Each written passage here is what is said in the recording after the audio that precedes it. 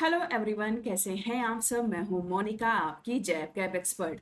तो आज फिर हम आपके लिए लेकर के आए हैं अकाउंटिंग के कुछ टर्मिनोलॉजीज। और आपको बता दो दोस्तों, जब आप एएफएम का एग्जाम अटेम्प्ट करेंगे तो ये टर्मिनोलॉजीज जो हैं आपको 4 नंबर दिलाएंगी। तो आप खुद सोच सकते हैं कि आपके एग्जाम के पॉइंट ऑफ व्यू से ये टर्मिनोलॉजीज कितनी इंपॉर्टेंट है।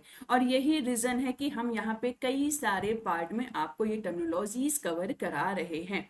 तो चलिए स्टार्ट कर देते हैं सेशन। एंड आई होप कि इसके पहले के सारे सेशन जो हैं वो आप लोग देख रहे होंगे।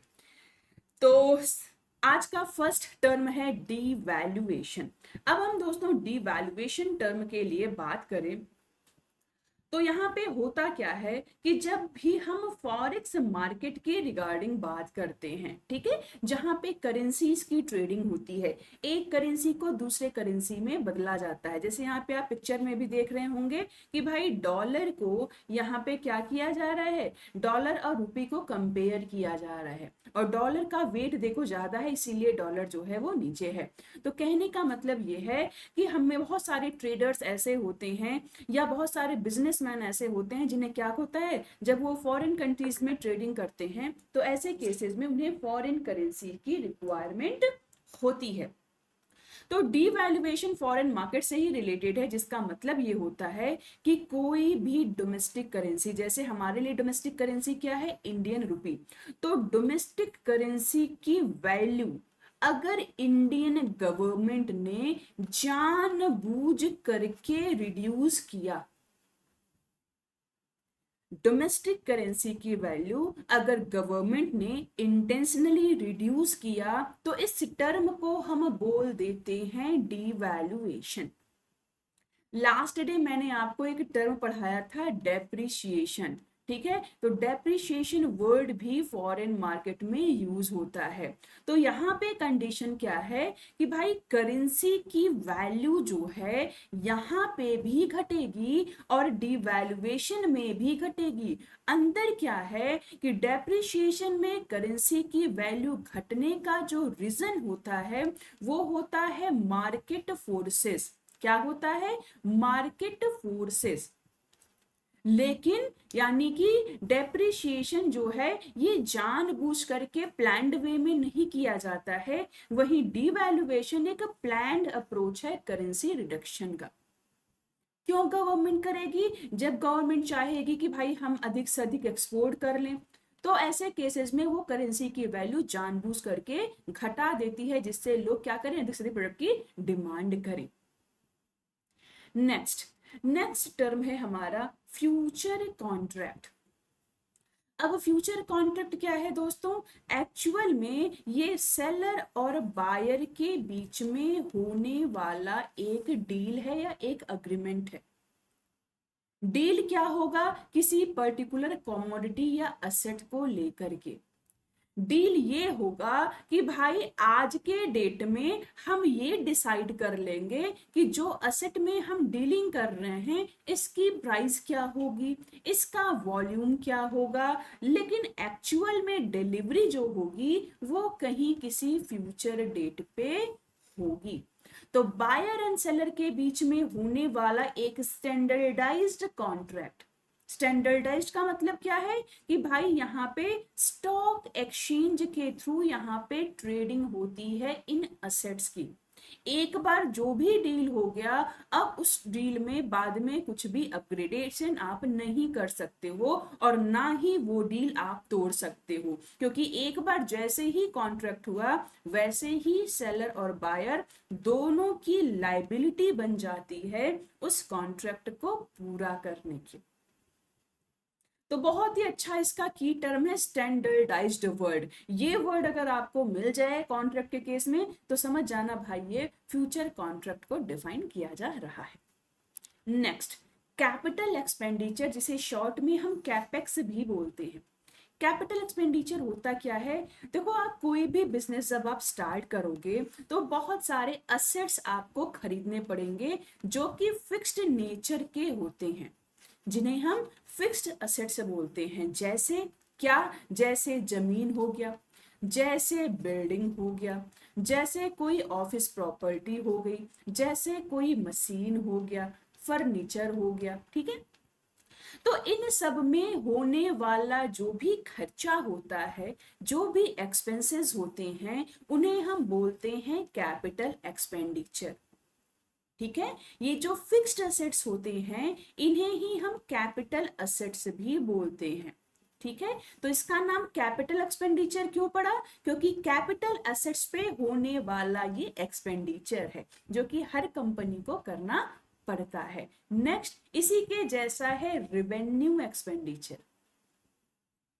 अब रिवेन्यू एक्सपेंडिचर क्या है? आप सोचो कोई भी बिजनेस आप स्टार्ट करोगे, ठीक है, तो बड़े बड़े जो खर्चे हैं फिक्स्ड असेट में, वो जो खर्चा आपने किया उसको हमने कैपिटल एक्सपेंडिचर बोल दिया। लेकिन बड़े खर्चों के अलावा छोटे छोटे खर्चे होते हैं डेली बेसिस वाले, जिससे कि हम बिजनेस को कंटिन्यू बेसिस पे रन करा सके।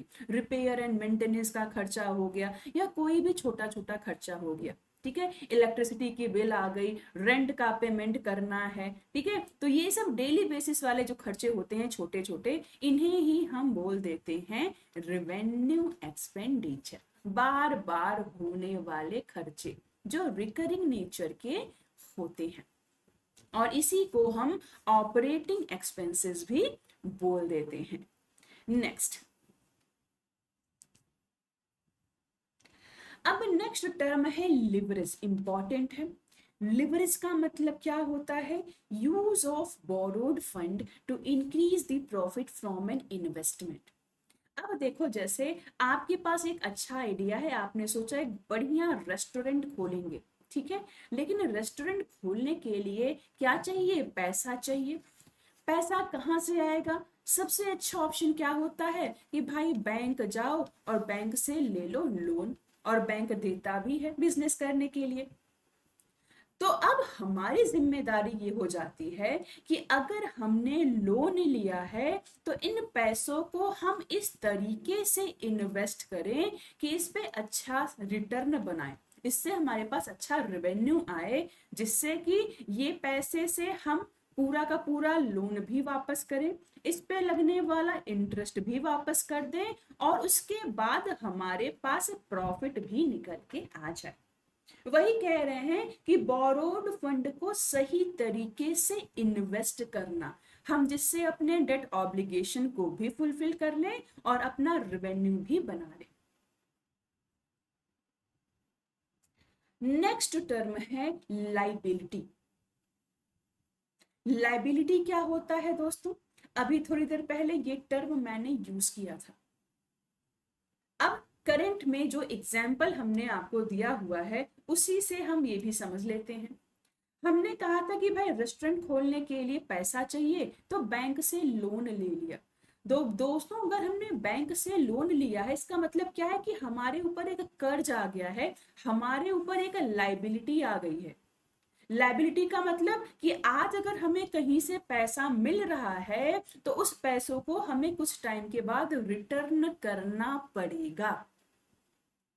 तो कहीं किसी भी सोर्सेस से आप फंड अगर रेस करते हो तो आपकी लाइबिलिटी बन जाती है उन पैसों को रीपे करने की, ठीक है। या फिर अगर आपने क्रेडिट पे कहीं सामान खरीद लिया तो भी आज नहीं तो कल आपको पेमेंट तो करना पड़ेगा। तो जब भी हमने किसी से डेट लिया है, ठीक है, या क्रेडिट बेसिस पे कोई परचेज किया है, तो हमारे ऊपर एक लाइबिलिटी क्रिएट हो जाती है। नेक्स्ट, नेक्स्ट वर्ड है लीन। अब आप लोग अगर बैंकर होंगे तो ये वर्ड जो है इससे आप बहुत अच्छे से फैमिलियर होंगे। लीन दोस्तों क्या होता है? एक्चुअल में ये बैंक को मिलने वाला एक अधिकार है। बैंक का काम क्या होता है? जनरली पब्लिक के पैसे डिपॉजिट करना, ठीक है, उनके डिपॉजिट को एक्सेप्ट करना, और दूसरा लोन देना। और लोन देने में ही बैंक का फायदा होता है, क्योंकि लोन के बदले ही उन्हें मिलता है उनका प्रॉफिट, जिसे हम इंटरेस्ट बोलते हैं। अब जैसे मान लो आपको कोई घर लेना हो, ठीक है, तो आप बैंक में गए, होम लोन के लिए अप्लाई कर दिया, आपने कहा 1 करोड़ का लोन चाहिए। तो बैंक ने बोला ठीक है लोन तो देंगे, लेकिन आपके घर को गिरवी रख के ही, आपके घर को गिरवी रख के ही हम ये लोन देंगे, जिससे कि कल को अगर आपने फ्रॉड कर दिया, कल को लोन का पैसा वापस नहीं किया, तो यही आपका घर हम बिचवा के पूरे लोन की रिकवरी कर लेंगे। तो ये जो अधिकार बैंक को दिया गया है ना, इसी अधिकार को बोलते हैं लीन। नेक्स्ट नेक्स्ट टर्म है हमारा डिविडेंड। अब डिविडेंड क्या होता है? अब जैसे मान लेते हैं कि हमें रेस्टोरेंट खोलना है, हमारे पास एक बहुत अच्छा आइडिया है, हमें लगता है कि अगर हम सही जगह पे खोलेंगे तो डेफिनेटली सक्सीड करेंगे। क्वेश्चन क्या है या चैलेंज क्या है? किसके लिए चाहिए अच्छा खासा पैसा। अब अगर हमारे पास बहुत अच्छी सेविंग्स है, तो भी हम उस पैसों को बिजनेस में नहीं यूज करते हैं। क्यों? क्योंकि बिजनेस में होता है रिस्क। तो अपनी जमा पूंजी को लेकर के हम रिस्क तो ले नहीं सकते हैं। ऐसे केसेस में हम क्या करते हैं? बाहर से कहीं फंड रेज करते हैं, या तो बैंक से लोन ले लिया, या तो हमारे पास ऑप्शन है कि हम अपना शेयर जारी कर दें और शेयर के बदले पैसा रेज कर ले।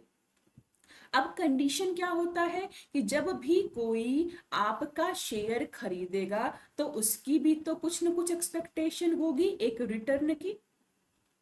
तो आज के डेट में जब कोई भी इन्वेस्टर आपसे शेयर खरीदेगा, तो आपकी जिम्मेदारी क्या बनती है कि उसके बदले आप उसे एक अच्छा रिटर्न या रिवॉर्ड दो, और उसी रिवॉर्ड को एक नाम दे देते हैं, that is dividend.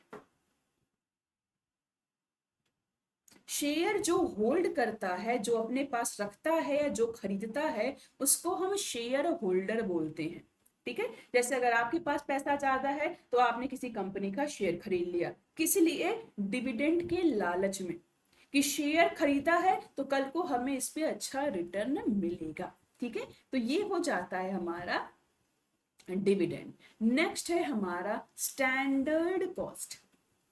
Standard cost क्या होता है दोस्तों? स्टैंडर्ड कॉस्ट का मतलब एक तरीके से एस्टिमेटेड कॉस्ट।